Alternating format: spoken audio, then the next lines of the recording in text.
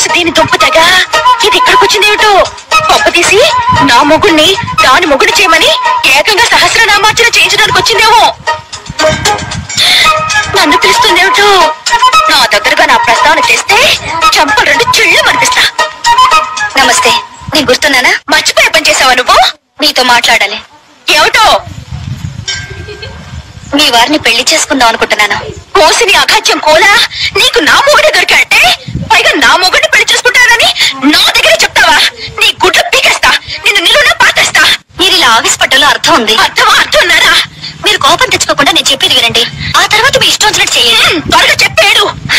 నేను మధుని అంటే మా వారిని. ప్లీజ్ నేను చెప్పేది వినండి. నేను మధుని గాఢంగా ప్రేమించాను, పెళ్లి కూడా చేసుకోవాలనుకుంటున్నాను. అనుకుంటావు? ఎందుకు అనుకో? కాస్త శాంతంగా వినండి. మధుని పెళ్లి చేసుకోకపోతే నేను చచ్చిపోతాను. ఆ పంచి తల్లి పీడ విరగడైపోతుంది. మీరు నన్ను మాట్లాడనివ్వడం లేదు. చెప్పు. డబ్బుందన్న అహంకారంతో కాదు, మధు మీద నా మమకారంతో చెప్తున్నాను. మధుయే కాదు, మీరు పిల్లలు కూడా సుఖంగా ఉండాలి. అందుకని మధుని పెళ్లి చేసుకోవడానికి మీరు అనుమతిస్తే మీకు ₹1,00,00,000 ఇస్తాను. ₹1,00,00,000? నా ప్రేమను అర్థం చేసుకోండి.